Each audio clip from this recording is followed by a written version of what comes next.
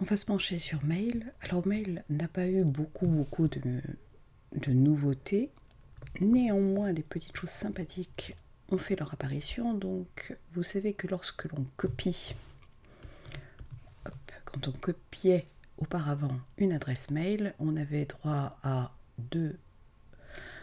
un encadré en fait qui était un petit peu avec écrit mail to, des caractères supplémentaires qui étaient ennuyeux. Désormais, lorsqu'on fait copier l'adresse, si je vais sur note,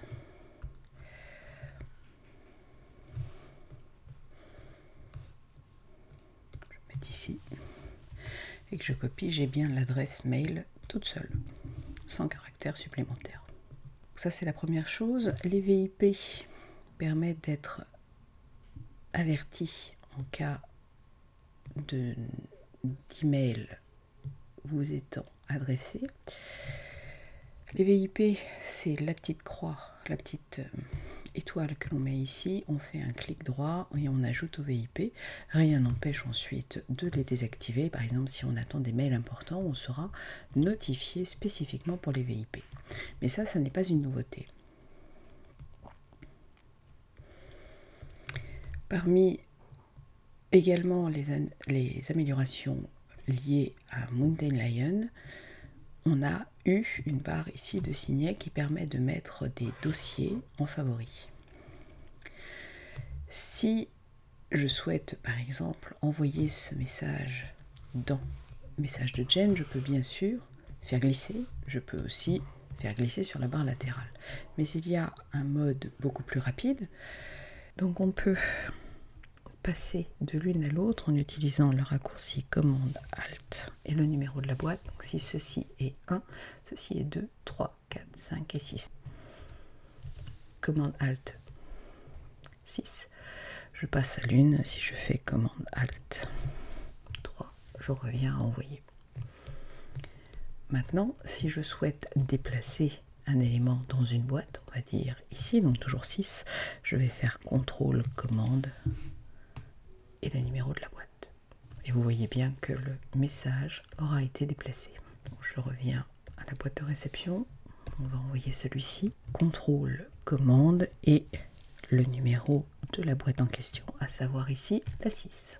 Si vous avez un doute, de toute façon, il suffit d'aller dans boîte aux lettres et vous avez ici les raccourcis pour la boîte de réception, la boîte d'envoi, les brouillons et ainsi de suite. Et même chose pour passer de l'une à l'autre. Une autre nouveauté concerne la recherche. Si je tape par exemple, si je cherche des messages ayant des pièces jointes particulières, vous voyez que si je tape JPG, on va me proposer de faire une sélection sur le type de pièce jointe. Même chose si je tapais d'ailleurs PDF.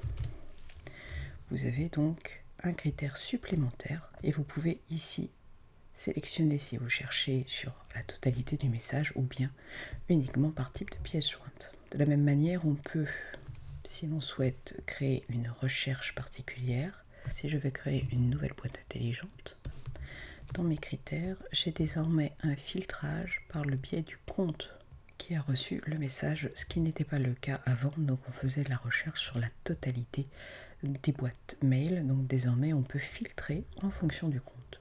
Jusqu'à présent, pour regarder une copie PDF d'un mail, il fallait passer par la commande impression, donc commande P, puis ensuite aller sur PDF, enregistrer au format PDF. Il y a désormais un raccourci dédié, à savoir fichier exporté au format PDF. Comme vous le voyez, cette commande n'a pas de raccourci clavier, donc on peut bien sûr en créer une. Là, par exemple, je vais le mettre sur le bureau.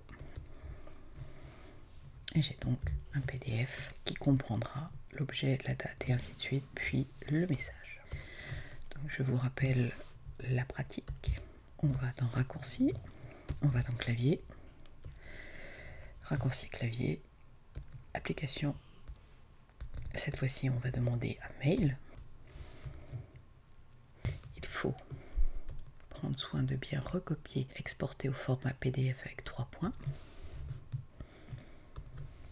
On lui donne un raccourci et ajouter. Si maintenant je vais ici et que je fais Alt E, j'aurai directement mon enregistré sous et vous le voyez ici, il apparaît comme raccourci clavier. Lorsque l'on a plusieurs comptes renseigné dans Mail et que l'on souhaite envoyer un nouveau message, on se voit proposer un certain nombre de choix ici. Il faut systématiquement retourner dans la liste pour la modifier. Il est tout à fait possible de corriger cela par un raccourci clavier. Ici, il s'agira de taper la totalité ici de la commande. Donc on va faire par exemple pour DSM et Genmac4. On va dans les raccourcis, encore une fois. Ici, il s'agit bien sûr exclusivement des raccourcis pour mail. Et le titre du menu doit être celui-ci. Je vais regarder pour DSM. Je vais lui donner raccourci. Je vais en faire un deuxième.